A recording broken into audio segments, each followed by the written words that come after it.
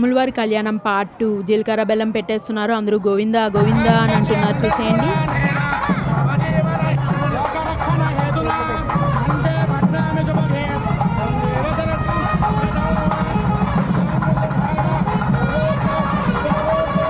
మాంగళ్యధారణ అయిపోయింది. ఇప్పుడు తలంబ్రాలు. ఇక్కడ తలంబ్రాలు ముత్యాలు వేస్తారు రాముల వారికి. అవి దొరకడం చాలా మంచిది. అందరూ ఆ రాముల వారి కింద పడ్డ ఆ తలంబ్రాలు తీసుకుంటున్నారు.